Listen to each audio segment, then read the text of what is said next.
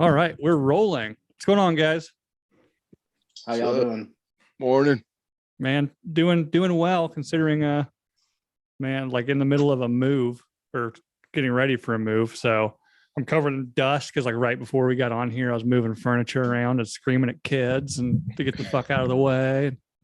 So it was time. I had to go get a little mimosa, relax a little bit, hang out with you guys this morning. Yes. So before we get started, everybody knows the drill. It's Nooner Nation, podcast for Nooners by Nooners. This is going to be a little different today because we're pre-recording it because, again, I'm in the middle of moving and I'm actually closing and moving next Thursday, so the 9th. So I'm not going to be able to do a live show. So we pre-recorded this one to throw on there. Hopefully I'll have some time to get in the live chat when we do air this one. But it also worked out conveniently because we have, what is that noise? Sounds like your phone, dude. That's a ball and a hat, bro. We can edit this part out. And we'll leave it at I gotta give somebody right. something to give me shit about the production quality. I saw that. I know we're editing this out, bro. I hope we remember to edit this part out. What was it? Oh, You chose nutsack or something? No, love was digging for gold and then tasting the goods. Oh shit. So where are we at? Nothing We're better than at your old product, man. Tested the product. It's such a drinking bros thing to say. nice. No, yeah, sorry. My dad called. He loves to call at like the most inopportune times. And then typically I answer because like what if it's important? And then it's always just like he's just bored. I'm like, God damn it. Yeah. That sounds like my mom nowadays. So, but if you're watching and listening, you probably recognize the face and voice of our of Davey. Davey's been on a couple of times, including a couple of weeks ago when we did our Urban Legends show. But the handsome man there at the bottom with the smooth voice, if you don't recognize him, he's been on you were on Drinking Bros. I mean, it's been a while ago, over a year ago now, right? But it's our boy Itamashi. So What's up? Konnichiwa. Also Iconoblast fame because he did the Kanasuke episode of right. Iconoblast. Yeah. So what's going on, guys? How's your morning? I'm half asleep. Yeah. And well, I guess I'm half asleep too, but for a different reason. It's past midnight here. Is it really? Yes, sir. Oh, damn. For some reason, I thought I scheduled this to where it'd be. Yeah, no, originally I fucked that up. That's on me. I thought it could be like past noon. No, that's only if we did it last night at 8 p.m. It would be past noon over there. Well, fuck. Sorry. Thanks for staying up though. Bruh, I'm good. I'm drinking, having a good time. Yeah, I got your Drinking Bros swag on. Represent. Drinking Bros box, bro. So again, before we get into the conversation here, like and subscribe on YouTube. Go find us on iTunes.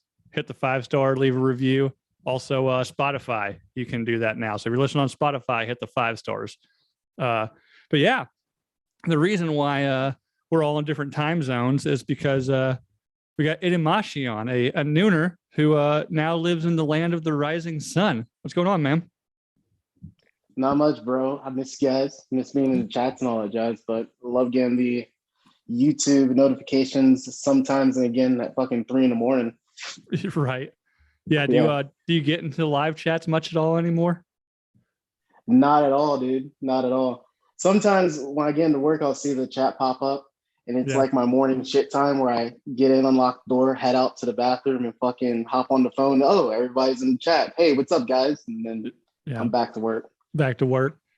Cool. So for those that don't know, you were kind of a staple in the Drinking Bros live chats for a while, as well as, all of the RPR, Iconoblast, all of that. And you have since relocated, right? So where were you originally? When I was in the chats, I was in Virginia. So it was at Eastern time. It was the beginning. I was working from home, so I was able to be in like all the time. Now I'm in Japan, so Yeah. it's not So- happening. Right. Yeah, definitely. So, like I said, so you've since relocated to Japan. What sparked that move? Work, and getting back to the family. The wife was like, I was alone for too long by myself. Started Okay. getting nervous. So she was like, yeah, when you coming back? It's like, I guess I gotta go back to Japan now. Oh, so you've And- lived in Japan before. Yeah, I used to live in Okinawa, Japan for about 8 years. And just to like settle things out with work, had to go back to the States for a little bit. And the kids were still kind of young in school. So I was like, yeah, you guys can stay here and I'll just go unaccompanied to the States. And that's why I went back to the States for a couple of years. And then after that, came back to Japan. Great. I didn't even know you were married with kids, man. So thought you were just Sadly, oh shit. Oh no, she doesn't watch this, so it's all good. I thought you just in my mind, for some reason, I thought you just like packed up and moved to Japan because you liked the culture. The first time around, yeah, dude. Actually, like back when I first came to Japan, graduated high school, and like a week or two later, I was in Japan just because I wanted to see samurais and ninjas and shit. Came out here, and, spoiler alert, there's no samurais and ninja, just a lot of people who like weird shit, ramen, and all that jazz. Yeah, and weird toilets. The toilets are awesome, bro. Bidets, Toilets are I think. awesome. Is it what bidets? Yeah, all of them. So you can go to a corner store and it'll have bidets, alcohol, and chicken 24/7. So that's a plus. It's Yeah, a plus. I mean, yeah, you can booze up, have a little, have a chicken leg while you're squatting over the toilet. Because right, aren't like a lot of the public toilets like they're like holes in the ground, right? That you squat over. Some of them are, but most of the public ones, they're actually American style now Okay. because there's so many tourists in Japan. But if you're lucky enough to find one you squat over, pro tip is you face the back of it, which I didn't know. Like you got to face like so the wall. It's kind of shaped like this. Yeah, you face the wall. Gotcha. But it's awesome if you're super fucked up because the pipe's right there. So you can like wrap your arms around the pipe and just like hang on to it while you're squatting and just dumping out whatever weird shit you just ate. Yeah. Yeah. So I guess so. You said you moved there first, right after high school. Where are you originally from? South Jersey. South Jersey. You know, like Sicklerville area, that's where I'm from. I do not, but trying to think. South Jersey's kind of like not what you not what people think of New Jersey, right? Isn't it kind of more wooded and rural-ish? Where I'm from, not so much. It's about 30 minutes outside of Philly. So you have spots where it's kind of rural, but take like a 5-10 minute drive and then you're into like kind of township area, city area. Okay. But then I think you're thinking of like mid Jersey or more to like the northeast side of Jersey where it's like basically bumfuck area. Yeah, like I don't know. Whenever somebody says South Jersey, I think of that Sopranos episode where Polly Walnuts loses that Russian guy in the woods. Yeah, wasn't that where No, I didn't follow the Sopranos, but someone told me that where like the dude used to dump the bodies.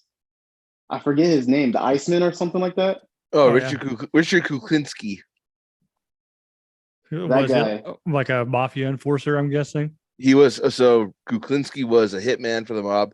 He had, if you look at his record, because he fought in the war. If you look at his record, he had like over 500 days in combat, like active combat. He had over 500 days in Europe on the battlefield. Dude was. So this was World War II. Well, this guy was a World War II. He was in the Army World War II because he got drafted. Mm-hmm. And when he got out, went back to the East Coast and got involved in the mob. And the thing is, Kuklinski, would never be a made guy because he wasn't Italian. But the man they called him the Iceman because he killed so many people on the mob hit list. He killed tons of them because it was his job. He was getting paid. He was getting paid by the mob to be a hitman. All of his bodies were buried. To cover his tracks. Most of his victims were buried either in Jersey or they were dumped at the bottom of a lake or at the bottom of the ocean. And certain lakes that he buried certain bodies at, well, because the lakes are seeded, his body started to come to the surface unintentionally. If that makes any sense. Oh, interesting. Little fun fact. But there's dude was wild. Yeah, there's an episode of Sopranos where they have to like take out this Russian guy. So they're gonna like go take him out into like the woods in South Jersey or something. And it turns out the guy used to be like a former like Spetsnaz officer or something. So he escapes them, and then like probably Walnuts and what's the dumbass kid, Chris. They're like trying to find him in this wood like in winter. I don't think they ever find him, but it's a really funny episode. But it's there's one quote. Oh, he used to be part of the Soviet. He was like an officer in like the Soviet Ministry of the Interior or something. And like Tony's on the phone with them. He's like, hey, you need to be careful with this guy.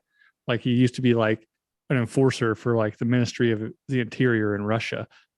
And Polly Walnuts just like gets off the phone. He's like, that doesn't make any sense. He's like, apparently he's an interior decorator. We were just at his house. It looks like shit. That's wild. That's awesome. Oh, hey. Oh, love. I gotta say, dude. Do you watch New Japan Pro Wrestling? Do I watch what? New Japan Pro Wrestling. No, I don't. Oh, that's the one thing about Japan I love the most is New Japan. It's also where the Bullet Club was born. Yeah. Well, bro, come out and take me to it. I'm more of an anime. What do I do in Japan? Shit, anime, drink, chicken, because there's chicken like everywhere, and try not to get stabbed by my wife. That's about it. Dude, hey, Japanese women don't fuck around, dude. They murder fools, so be careful. Yeah. They do. So her original name is Miyagi, and she's from Okinawa, right? So the first time I found that out, I was like, oh, so like Karate Kid. She's like, Karate what? Like Karate Kid. She's like, oh, you're being racist. So I was like, oh, okay. Well, Karate Kid. She's like, yeah, same name. Yeah. Miyagi. You should have let her like, did she switch her name? Did she take your name or did she keep Miyagi? Of course she took my name. I have a badass name. That's why. Yeah, I guess we haven't even done a formal introduction. I've just been using your Itamashi name. So introduce yourself and give a little bit Itamashi is good. Yeah. But I mean, introduce yourself. Give yourself a little bit of background. I know, like I said, you used to be in live chats all the time. Everybody loved you. Everybody misses you for sure. So give us a little background on you, on yourself. Like what you obviously from Jersey. Yep. Like what I guess growing up, what made you get into like Japanese culture and made you want to move? Tsunami, man. I started out watching Dragon Ball Z, actually Ronin Warriors and Sailor Moon back in the day. And then after that, Tsunami and all the late night anime stuff. And I was like, oh, fuck yeah. And then Naruto came out around the time I was like getting to middle school. I was like, man, what am I going to do with my life? Maybe I should go to Japan one day. So around the time I'm about to get out of high school, my oldest brother was actually stationed out in Japan for a while, got married out here. And he was like, yo, what do you want to do after high school? I was like, well, go to college or go to Japan. He was like, well, if you come to Japan, you can stay with me for a little bit and then see what you want to do. I was like, fuck yeah, let's do it. So I come out to Japan, go to Okinawa. And at that time, I had no idea about anything outside of South Jersey, right? So I get here and fucking, I'm expecting like those like Japanese style houses, people walking around in kimonos with like samurai swords and shit. And nah, there's like people in Air Force Ones and Jordans, a lot more Americans than I thought I'd see. And I'm expecting like this small little Marine base because I knew he was stationed out here. Come to find there's like this huge ass air base on Okinawa, which everyone knows about, except me apparently. Just driving around, seeing all these Americans. I'm like, oh, this is pretty cool. And I'm like, oh, maybe I'll stay here for a little bit, see what's going on. End up getting a job working around everyone in the military. And they were like, yeah, we'll pay for college and shit, bro. It's like, all right, we'll do that. So I started going to school for like cybersecurity type stuff, network security, which is why like I wanted to have a chat with Davey on this about all his Aloha snack bar chicks that be hitting them up. But basically from there, just start out like retail, working on base, went to from that doing schooling into IT, and then IT helped me basically forward my career, move around, do what I want to do. And that's where I'm at now. Right. Yeah. I knew that there's a military presence in Okinawa. Is it an Air Force base? Or is it like like a joint thing? It's a joint thing. It's you can Google it. It's on Wikipedia. It's Kadena Air Force Base. It's fucking huge. You'll see all kinds of crazy stuff about what Americans do in Okinawa. But it's pretty nice. Yeah. So are you in Okinawa now? No, I'm up north now. I'm actually working around the middle part of Japan. I would say the names, but like no one knows like Japan. So I do. I do. Japan. What part of Japan? I know Japan pretty well. Listen, New Japan Wrestling, they have a new location every week that they perform at. So believe me, from the Tokyo Dome to Makunouchi Hall, and also freaking in Okinawa, there's the huge dome, and name's escaping me right now. It's where they hold their annual event every June called Dominion. It's probably the same place to do like the ASA festival and like the basketball games. Because Okinawa is kind of, people refer to it as like the Hawaii of Japan because it's kind of separate. You have like your population centers, but a lot of it's not really populated. It's just like jungle forests and shit. Towards the middle where all the main bases are and all the main cities are, there's like a sports dome where they have they have the basketball games. I think Ryukyu Kings is the name of the Okinawa team. They have the ASA Festival, which is traditional Okinawa dancing. It's pretty cool. If you ever get a chance to look it up, it's cool. And then they have the Orion Beer Festival, which is basically like a huge field of people getting drunk and listening to Okinawan rock music and pop music. It's fucking awesome. So yeah, that's probably what you're talking about. Ryogoku Hall is what I'm thinking also. But also at that dome, there's also sumo.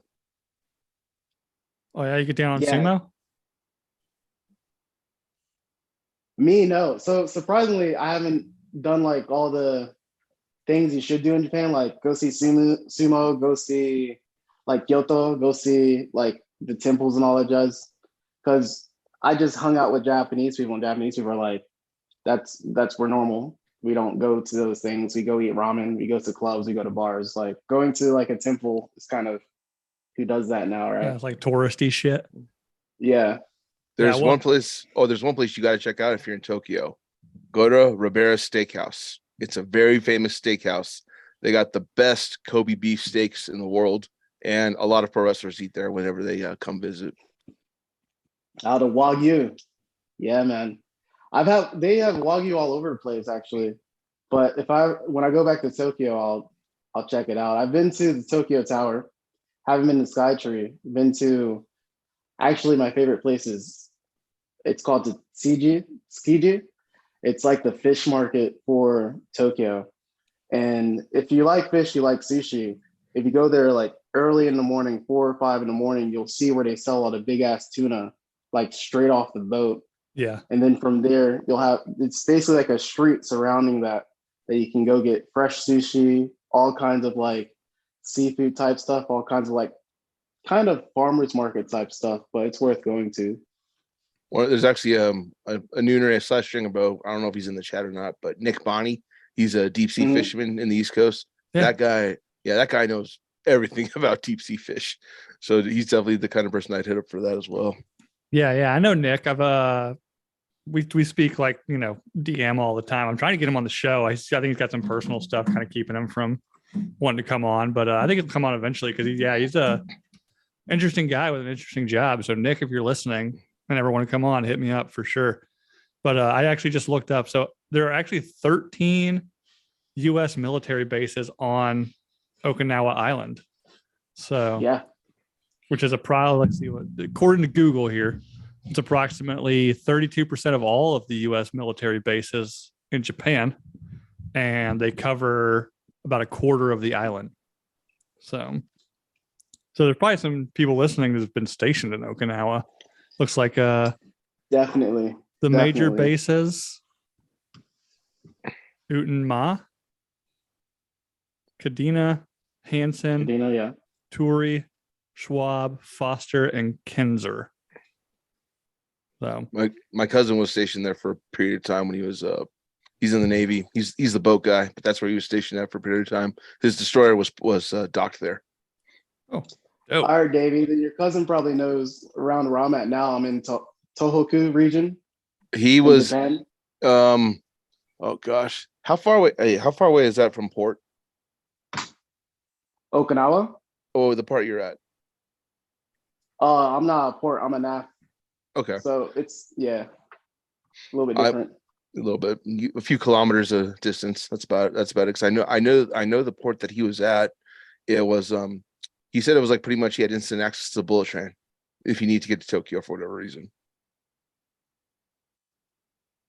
Yeah, so that sounds like Yokosuka. Maybe there's a couple places. So, like Bill was just saying, there's a bunch of bases in Okinawa, but as you start coming up, you can Google where they're at, all that jazz. As you start coming up, there's a couple bases on the south side of Japan and middle of Japan. Most of them have access to the bullet train, depending on where you're at.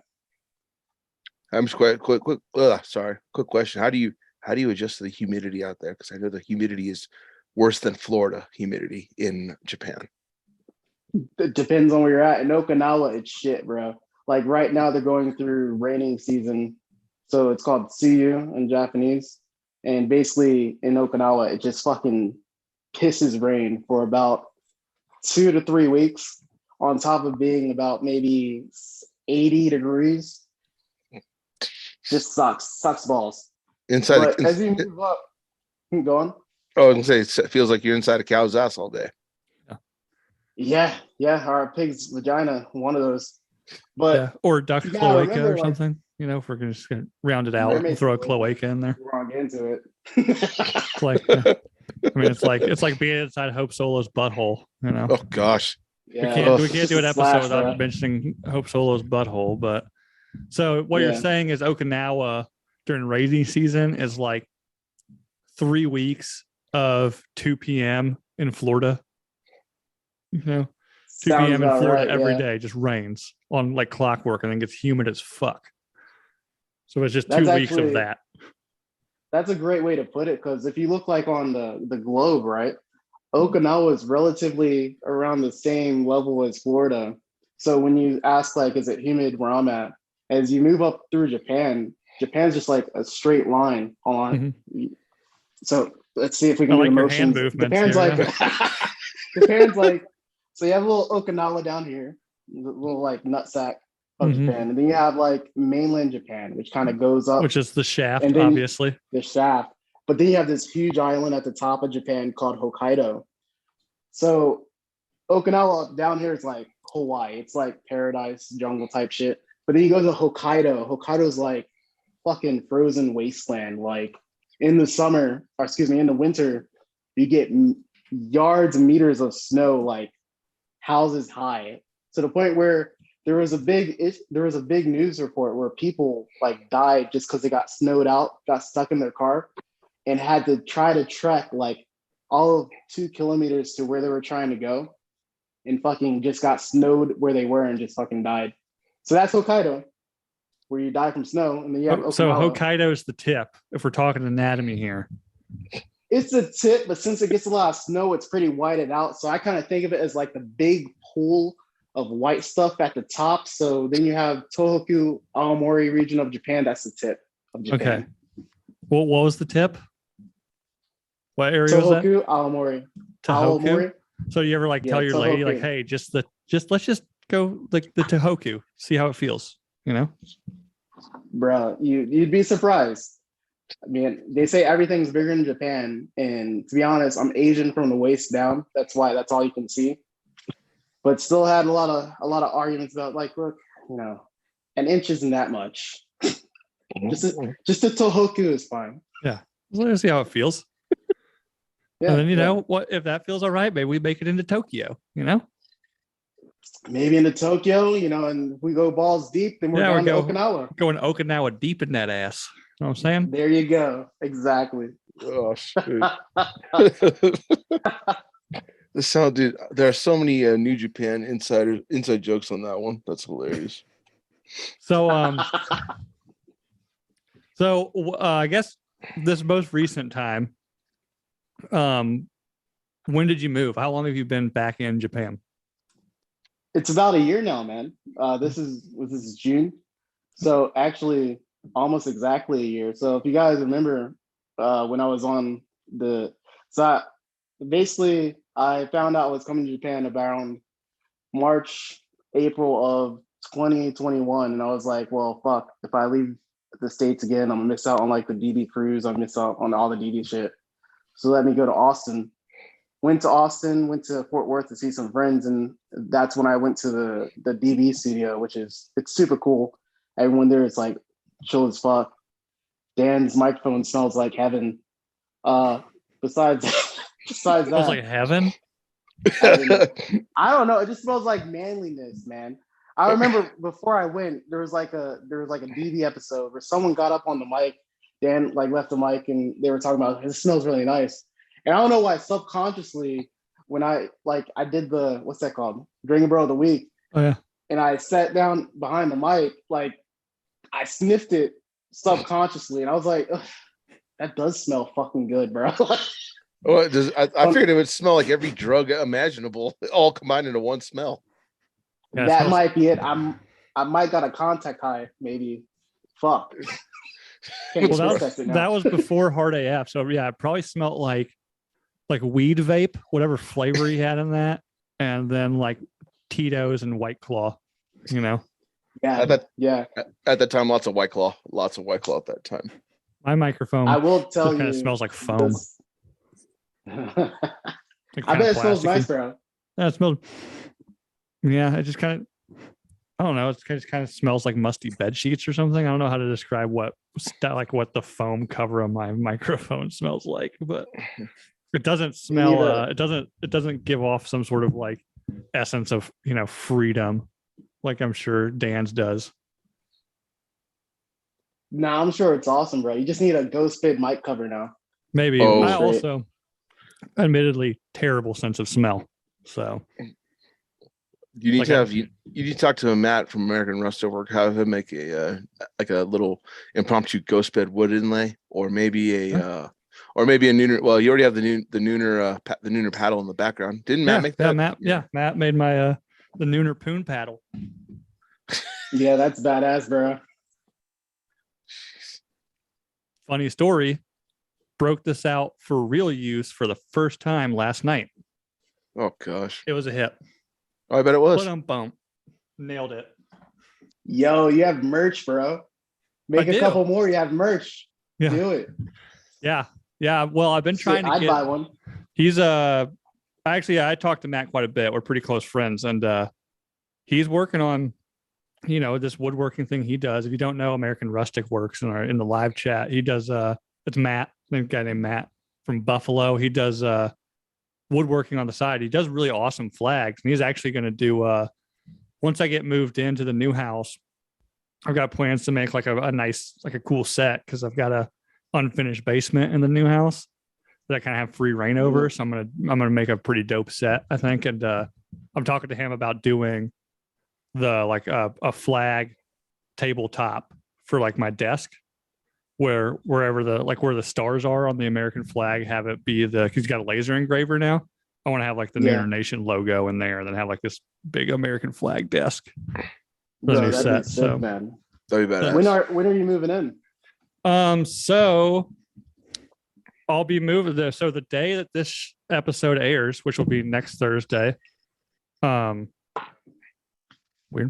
Sorry, looking at something off camera. My recorder's being weird. But the day this episode airs, next Thursday, so June 9th, we're signing the papers, and it's one of those situations. I don't know if you've ever had to like sell a house and buy a house at the same time, but it's like, did we sell our house?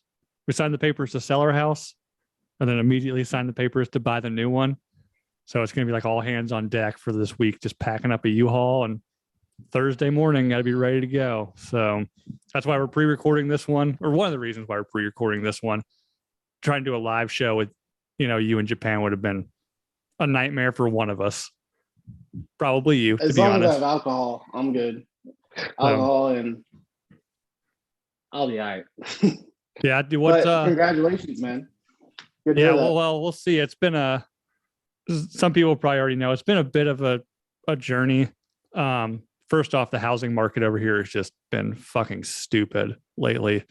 And then the house I'm currently in, love it, but it's older. It was built in the 30s.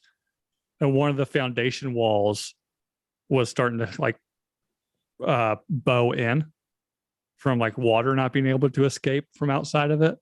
And so they had to have the entire south side foundation wall knocked out and rebuilt. They're actually finishing the rebuild today. They're here right now doing it. But man, that was stressful because we went with like the kind of local guy who does this. Funny enough, a Cuban dude who's named Fidel Castro. And at first I was like, well, what Cuban would name their kid Fidel Castro? But he's older. I'd probably put him in his late 40s, early 50s. So I'm kind of wondering, was it like maybe like, hey, we named our kid Fidel Castro, like, don't come kill us. Was he born? Trudeau. Oh God. Is he American born? Is he American No, he's born? from Cuba. Yeah. Well, I've still got my phone number is still my North Carolina area code because I grew up in North Carolina. And he called me the other day and he was telling me, he's like, oh, I just noticed you have a North Carolina area code. He came from Cuba to the States when he was a teenager and went straight to Winston-Salem, North Carolina to go pick tobacco in the tobacco fields. Jeez. Like in the 80s. I was like, oh, fucking wild. Well, wait, early 80s or mid 80s, late 80s? At that point, I didn't ask. I was like, whatever. Well, because around that time. No, I get you got the boats coming, the whole Scarface shit, right? The boats coming in. And because Fidel Castro, as he said, he flushed the toilet on the U.S. when it came to Cuba's prison population. Well, I mean, I'm not going to put it past this guy. He might have been a criminal in his old life, but I don't think he's quite old enough to have. I'm assuming when he came here in the 80s, he was probably younger, either a child or early teens, which who knows, maybe he was doing some shit in his early teens in Cuba. So old enough to keister. Yeah, old. Yeah, he's keistering some stuff. Speaking of that, so you're talking about as long as you got some booze, is there what's the drug stuff in Japan? Like, is there anything legal? Like, do people smoke weed out there? No. Doing X in the clubs? So the answer is no. Like for a roach size of a blunt, of a blunt, you get jail time in Japan. And it's kind of been an issue lately because you have all the CBD drinks and shit. And people have been trying to mail it out to people here in Japan. And if goes through customs, like everything goes through customs, and you get picked on it, it's fucking a nightmare. So to answer your question, drugs is super legal in Japan. The only way to really get drugs is through basically the Japanese mafia, the Yakuza, which is weird because I forget the name of them, but there's this specific sect of Japanese Yakuza that deals only in drug dealing and like human trafficking. And they're kind of like the black sheep of the Yakuza, as the Yakuza would say it, right? Right. But they're the most violent sector of the Yakuza, obviously. If you're getting drugs, it's coming through those guys. So, coming through human traffickers and fucking kind of assholes. So what it is. There's also an uneasy spoken truth between the government of Japan and the Yakuza when it comes to because I remember this happened. Well, I hate to age myself, but 20 years ago when I was a teenager, this is right around the time when Pride FC was really starting to take off, and UFC was a couple years away from really making an impact.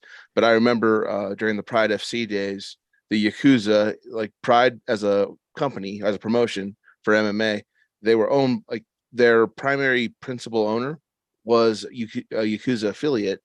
And because certain fighters like Fedor and Don Fry and Akibono, all these major names, the contracts that they had signed, they were essentially tools of the Yakuza.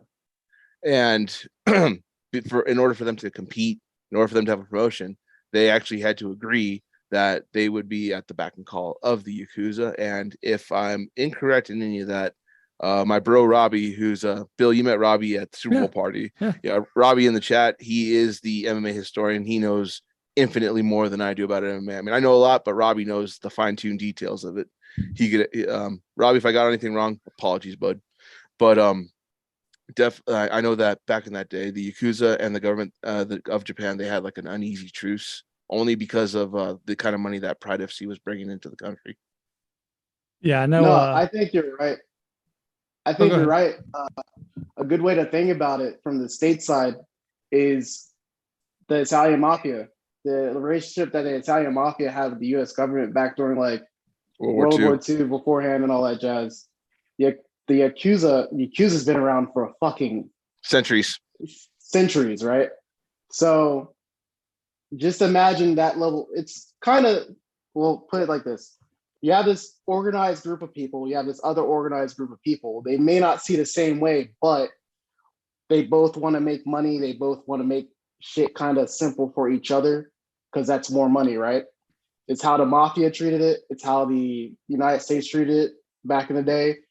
Yakuza, Japanese government, kind of same deal. And you'll see like the fucking cowboy and Indian type videos where it's like the cops chasing Yakuza chasing cops. But at the end of the day, well, not to say too much, but at the end of the day, it's organized crime. It's organized crime. Organized crime is regulated through the government at some point. So, are tattoos still frowned upon in Japan? It's kind of coming around now. There's the onsens and the public pools where you'll see signs saying no tattoos and things like that. But the generation now is a lot younger, and there's a lot of American influence in Japan. So the whole tattoo thing is becoming a little bit more popular among the young crowd. So it's not so much related to gangsters anymore as it is to like a pop culture type scene. And you'll see like more, I think, to be honest, more like Japanese women with like tattoos and stuff like on their arms or on their like shoulder blades and stuff like that. And obviously you're like, well, I'm not in a gang or anything. I just want to go out and have fun. And I think it's pretty. And then it comes to the whole, well, this is me representing my culture. Japanese tattoo artistry has been a thing forever. Why are we making it seem like a criminal thing, all that jazz? And I think within the next like 5-10 years, you won't see issues with people with tattoos being disallowed from certain things. I heard like up until recently, the only people allowed to really have tattoos and get away with it were pro wrestlers, particularly the gaijin or the foreigners, because tattoos on foreigners, it's like they don't really associate that to the Yakuza or gangs for that matter.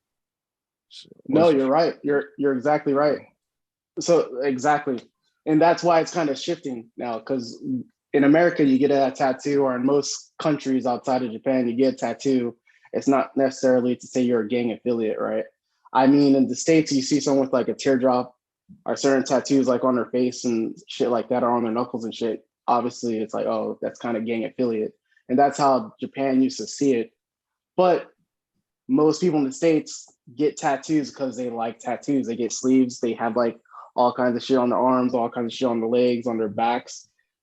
People like Japanese culture, it's cool having the whole fucking back made out with like a Japanese samurai story. People in the States have been doing it. People all around the world have been doing it. And now they're tourists in Japan. And people in Japan are like, well, why are these people able to come into my country with tattoos like that and do things that I can't do, right? So it's kind of flipping now. So is that, I guess, the previously they're kind of the tattoo thing in Japan that we were just talking about, is that because of like the Yakuza stuff? Because you always see, like, when I think Yakuza, I either think of somebody on a bright yellow motorcycle with a samurai sword, or yeah, that was a great movie, or like the full body suit tattoos. Is that why like tattoos were frowned upon? in Japan's like because like that was like a marking that you were part of like the organized crime in Japan? It was exactly what you're saying. Depending on which kind of tribe or which kind of family you belong to, you would have certain tattoos that would distinguish you, right? So it's just gang shit, right? If you go out and like one dude's like, oh, you have a yellow koi fish on your left shoulder, bro. You're a fucking yellow koi fish fan. He's like, I'm blue koi fish fan, bro. Look at my right shoulder. And gang shit would happen. And that's how they would distinguish each other. Clan warfare, exactly. So Gotcha. So to answer your question, yes, in Japan for a long time, and even kind of still to today, certain tattoos would be related to gang affiliation. But if you think about it, it's the same way in the States. The same way anywhere there's like gangs and shit, people get tattoos of their gang affiliation. So it's interesting. Right. So so now that it's kind of becoming a little bit more acceptable, are like Asian women getting American writing tattooed on them? Yes. Like wind. Like some girl got the word wind tattooed on her shoulder or some shit. Yes. If you ever get a chance, look up English. Engrish. Oh gosh. There is a lot of funny shit that happens in Japan where they mistranslate English.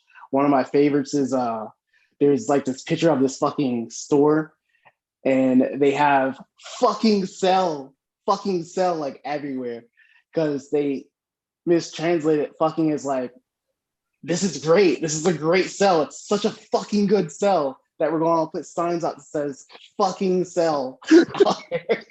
So, bro, it happens. So come to Japan, go shopping in any place in Japan. You'll see shirts that say weird shit. Like I remember seeing this one shirt this lady was wearing that said, "I'm happy if I'm life," and I'm like, okay, that's kind of cool. And then on the back of the shirt, it's like, "Life is death."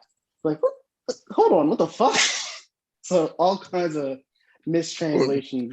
I found out. I know why, and it's funny. One of my old coworkers at USA Rugby told me this. He told me that in Japan, the characters that make up their language, but depending on the Sanskrit, if it's the katana script, or the what is it, katana, and what's the other script that they use out there? So there's three. There's kanji, which is like the stuff that looks like Japanese scribbles. There's katakana, there you go. Is a different one, and it's used specifically for translating foreign words into English words. Or excuse me, foreign words and Japanese words are in katakana. So like cola, like a Coca-Cola, and later, if you ever get a chance, ask a girl to pronounce Coke in a Japanese, and it's fucking hilarious.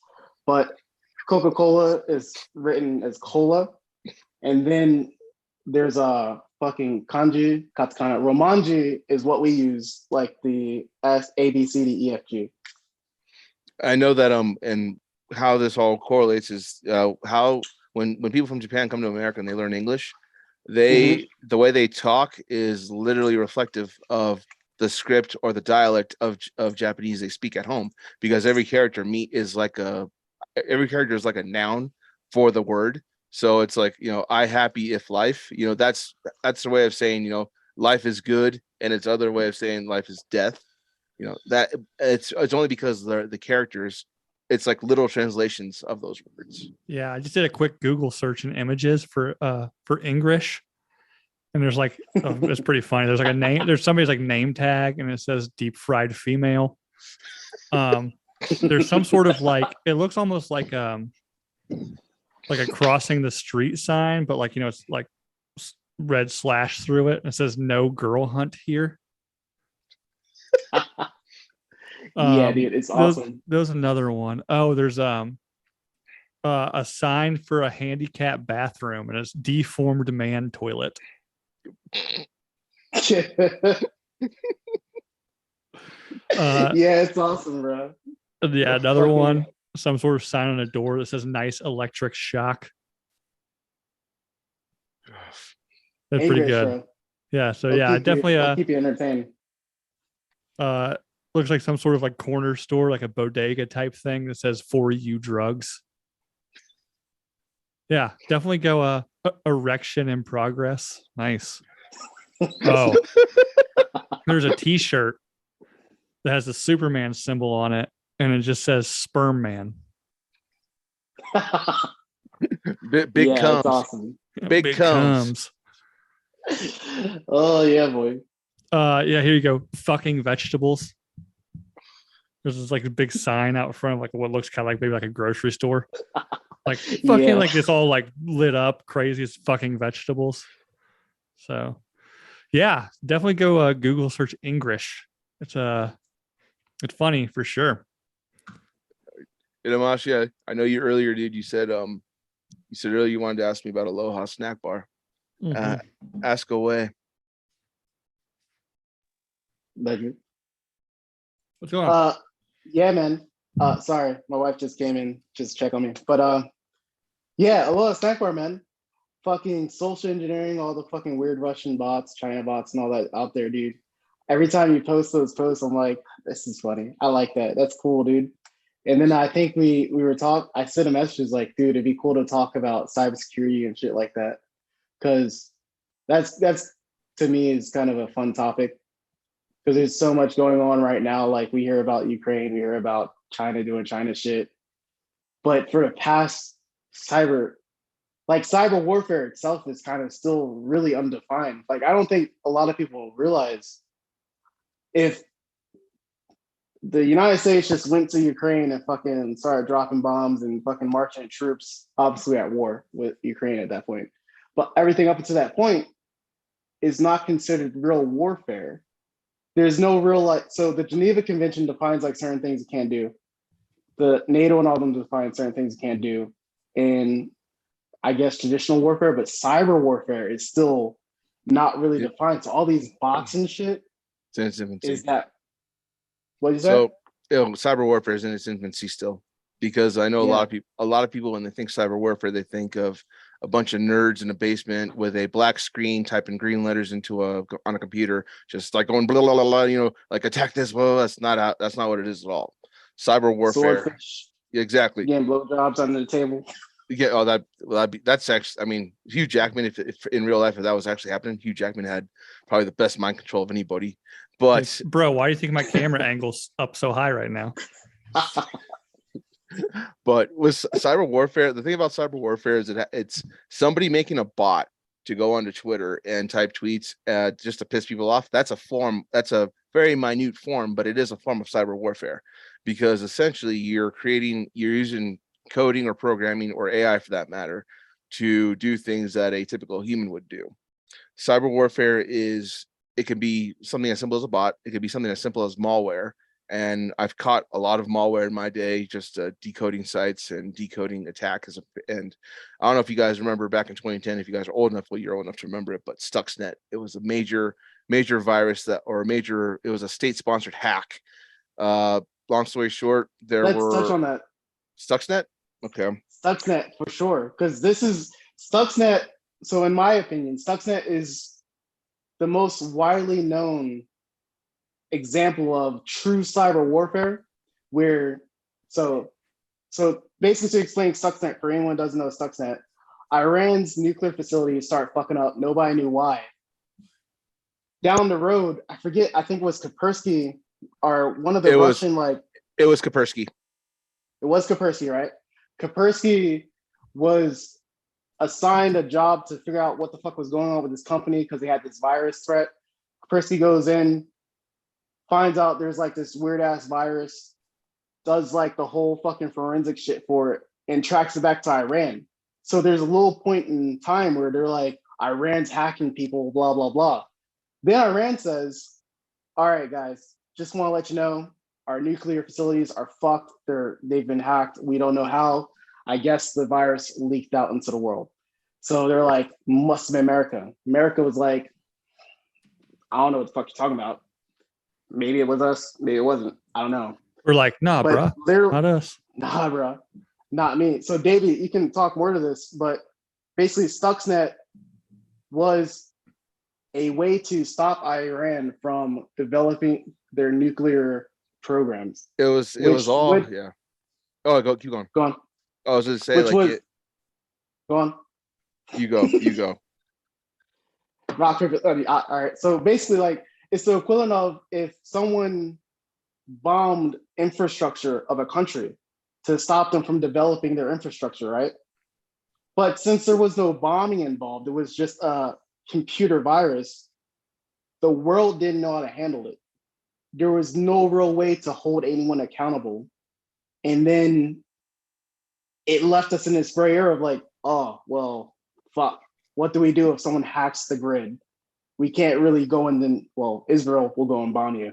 But most other people won't go and just bomb a gray building with a bunch of hackers in it. So Stuxnet, if you ever get a chance, and Davey, you can talk more to it, but Stuxnet is the original.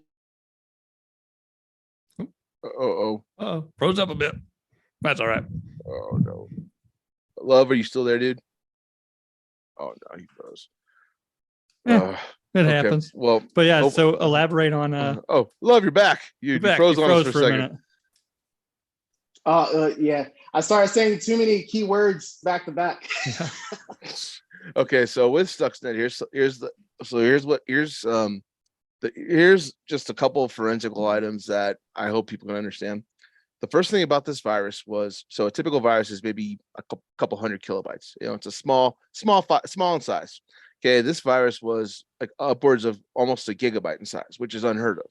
A gigabyte size, like a virus that's almost a gigabyte in size, is ridiculously large, way too large for any typical virus. So the Kaspersky engineers, they started just going through this code, and they just started they had the source code that was sent to them on a forum. It was actually on a Kaspersky dev and cyber threat forum. They download this package, they decode it, and they just start going through it like, well, line by line by line by line. And they get to a point where they have like, so in programming, it's called an array, and it's just a fancy way of saying a list.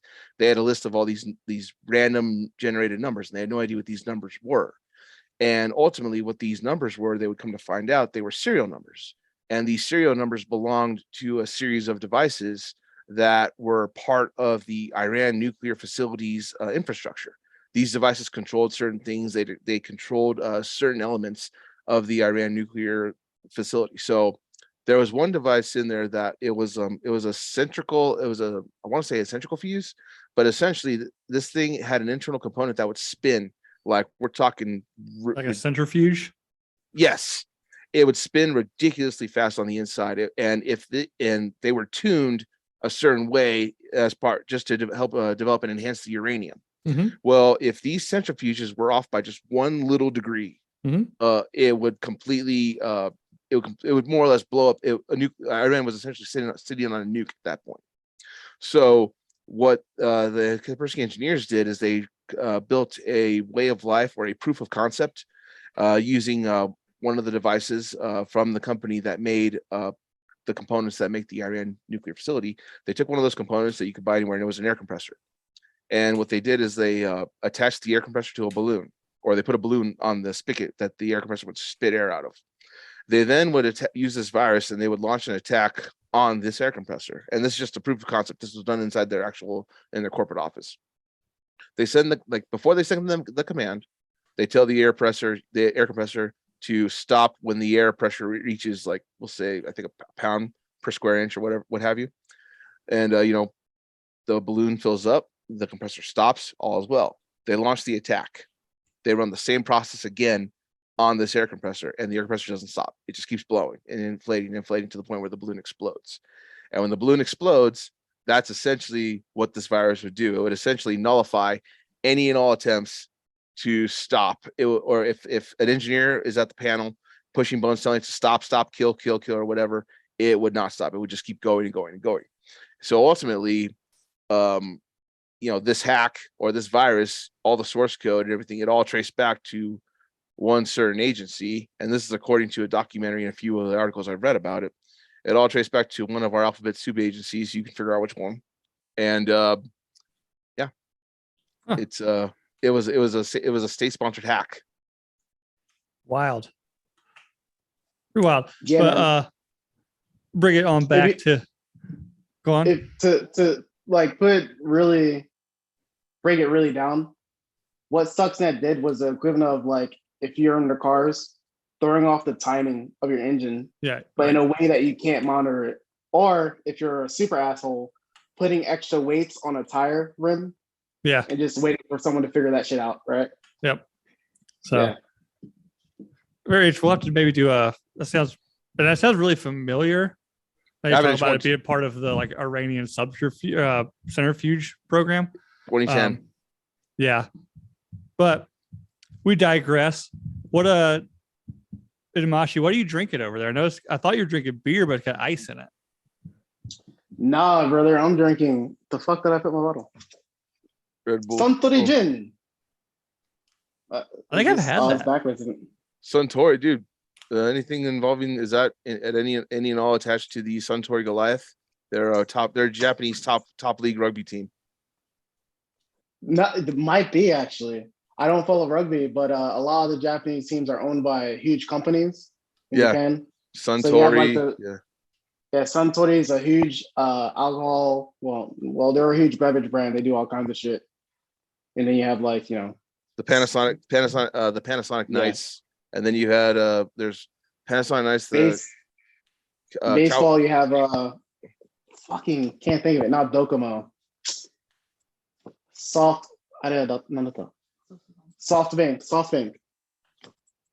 Yeah. Gotcha. So the lady walked in. She's helping me out with my Japanese now.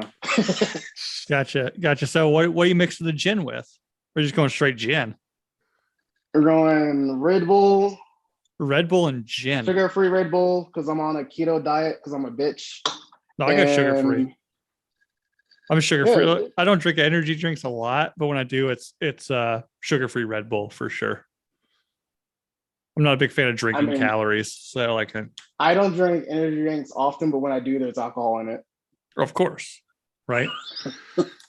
So speaking of that, and you're talking about cyber warfare. Let's talk real warfare. Do you just have the ace up your sleeve whenever you get in an argument with Japan? Be like, hey, I'm from America. You really want to see what I can do? You've seen it twice. All right. Yeah. That's why you got to break up with the Japanese girl 2 times, right? Yeah. You got to drop the bomb twice. Shit. Whenever and I'm going to speak really weird right now because she's sitting next to me. So I need to elevate my English real quick. But whenever I really get upset, I just say, look, I will burn you down like Hiroshima.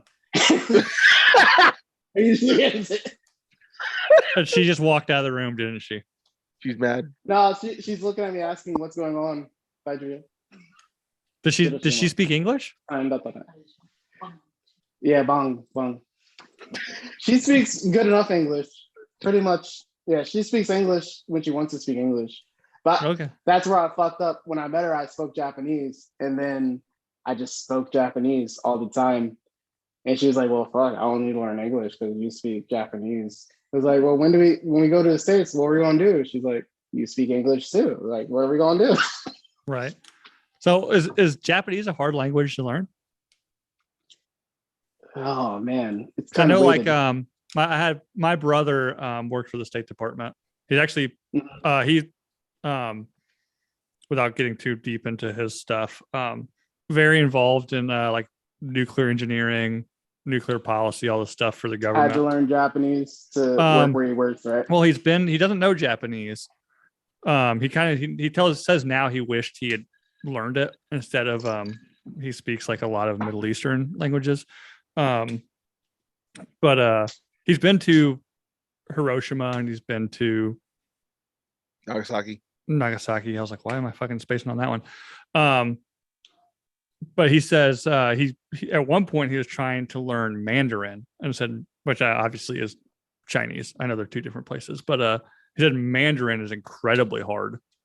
So I'm wondering, is Japanese an easy language to learn? Is it like Spanish, or is it pretty complicated? Learning Spanish versus learning Japanese, so learning Spanish versus learning Japanese is difficult, where a lot of the sentence structure for Spanish and English is the same. You have subject, object, what's happening to it. Maybe that's the other way around. In Japanese, Go on. I was gonna say in Spanish, it's like it goes noun and then descriptor. So, for example, the movie The Green Mile, it was referred to as La Mia Verde, La Mia the mile, Verde green. Yeah. So La Mia So Verde, the mile that is green, or the mile green is literally what it would mean. But essentially, it's noun then descriptor. Yeah, I know. I grew up with some friends of mine. Their dad was from Mexico, and he always thought it was hilarious when we were kids because in Spanish, the title for the movie Free Willy translated back to Set My Willy Free. Ooh, boy.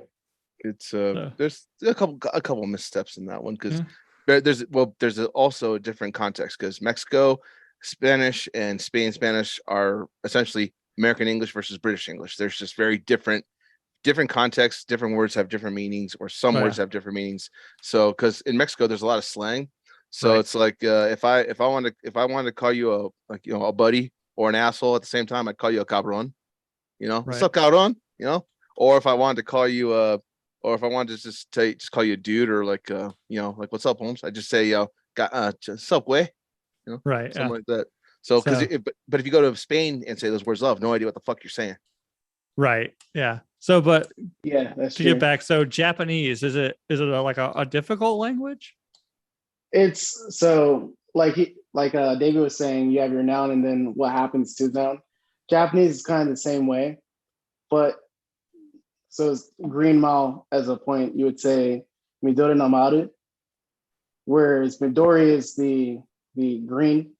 Then now is like a random piece of Japanese word that's put into sentences to basically act as like an adjective is coming or something.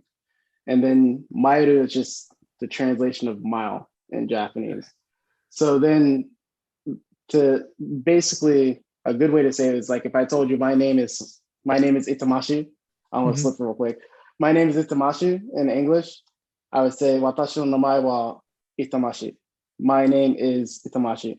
But then if I said Itamashi is going to get drunk, you'd say Itamashi mo yotoru ni natteru. It's Itamashi drunk getting would be like how you would say it in English.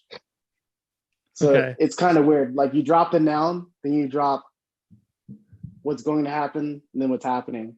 Gotcha. So if you're going to tell your lady like, hey, once I get off here, we're going Okinawa deep tonight, how would that go? Yes, saya. Haya. Yes, haya. Haya. Yeah, she said okay.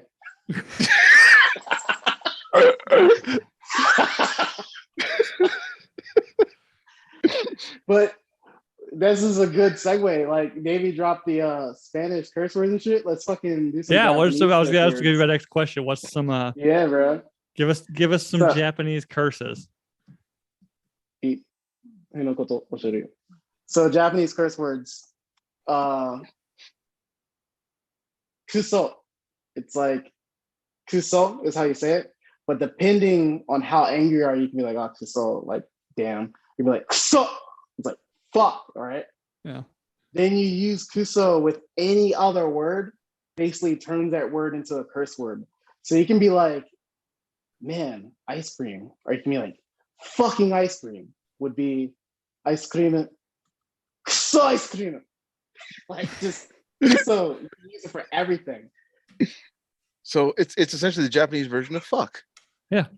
It is. Well, actually, the Japanese version of fuck or motherfucker is kutabare. Kutabare, but kutabare is like, yeah, that's like upper level curse word, like up there with see you next Tuesday, like cunt. Oh, yeah. Gotcha.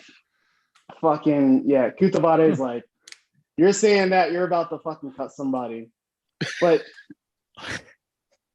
again, with a samurai sword to anything. Shit, with probably like a knife this big.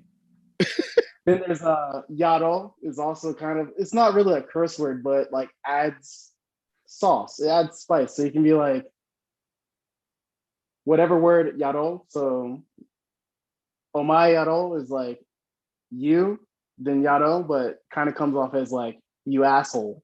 Omae yaro, no, kono yaro. It's like, what the fuck is this? So those are some Japanese curse words. But then my favorite one, because I would consider most people like my bros, my homies, and I learned the hard way in Okinawa. When someone asks me, like, how do you say friend? And the States, like, what's up, bro? What's up, homie? You're my homie. What's up, man? Specifically to Okinawan dialect, homie means the pussy. So if you're like, what's up, homie, to Okinawan, you're basically saying, what's up, my pussy? So, homie. I'm definitely getting stabbed tonight. Yeah. Yeah, you're going Okinawa deep in that, homie. Yeah, boy. Hey, if you don't go deep in your homies, then are you a real homie? Oh gosh. For real. You gotta give her the whole geography of Japan. I'll give her all of South Jersey. That's all I can promise. Again, everything's bigger in Japan, and that's why I stay out here. Yeah, are you considered tall in Japan? No, fuck no. My kid's taller than me now, dude. He's 14, and he's like pushing like 5'10".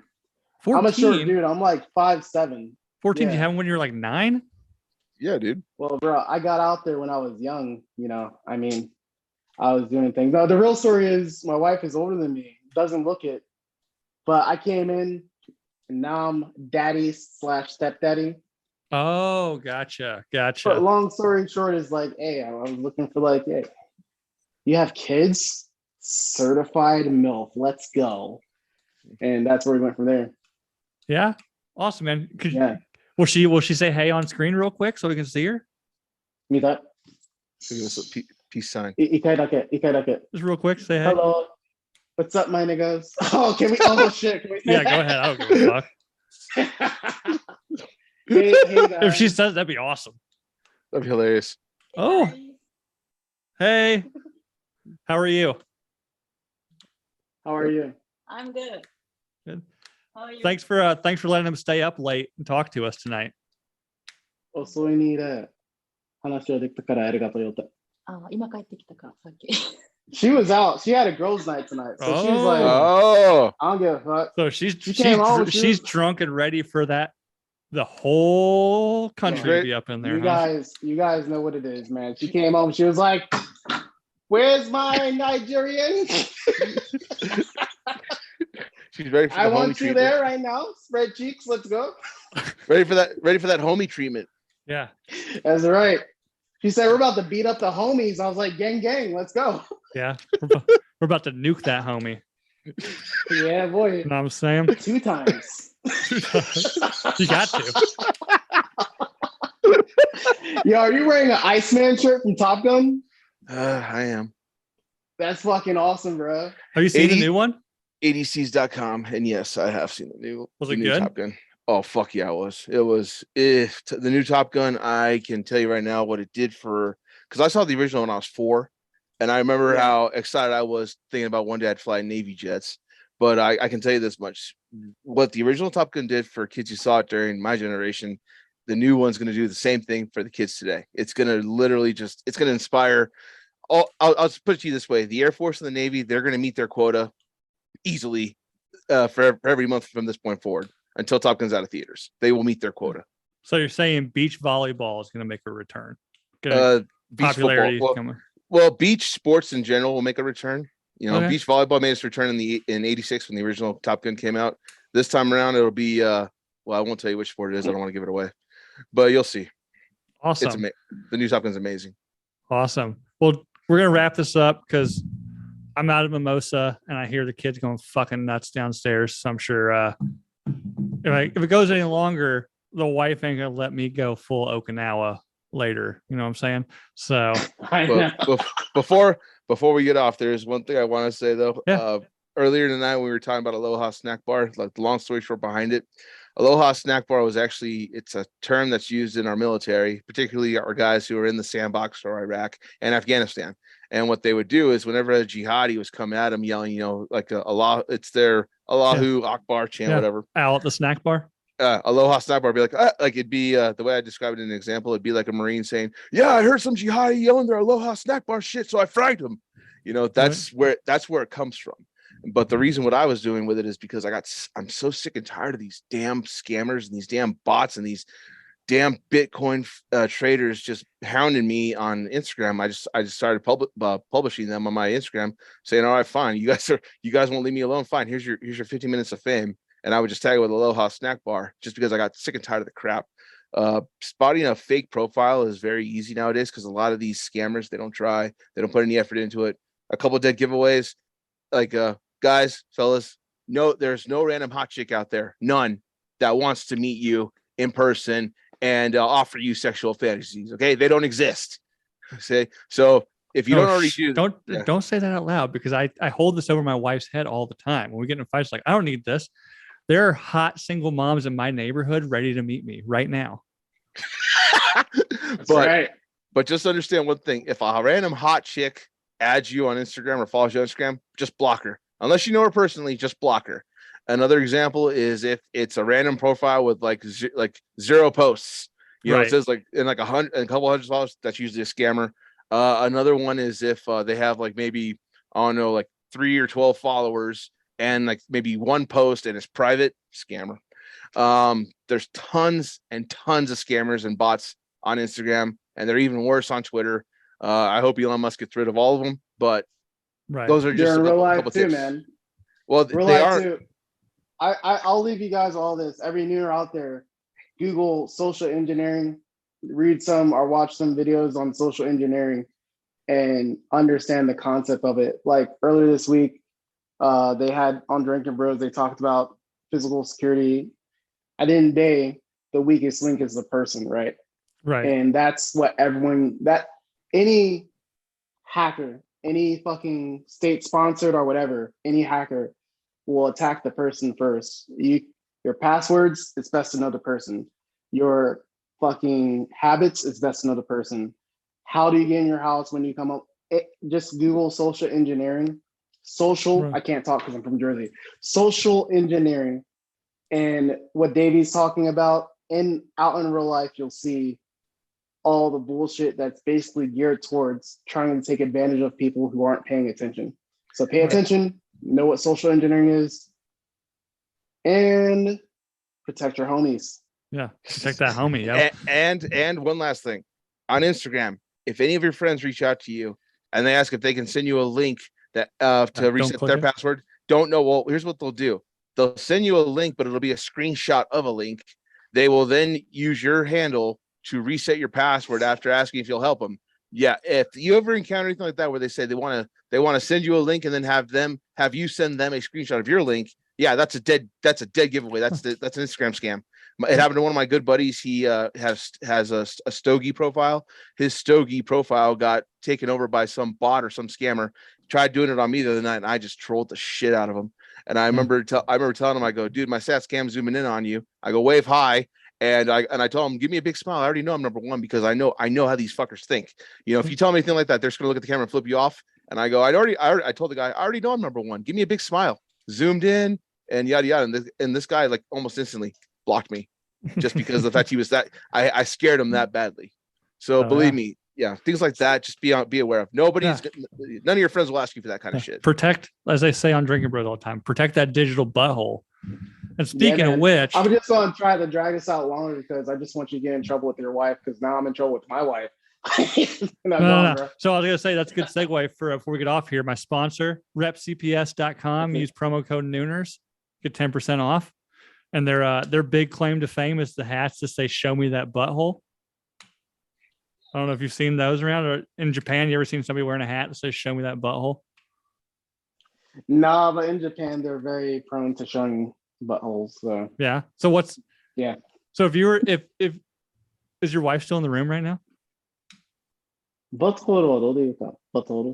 how do you say show me that butthole? So you would say show me your anus, which is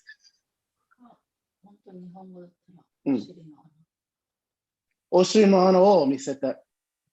So oshiri is butt. Ane.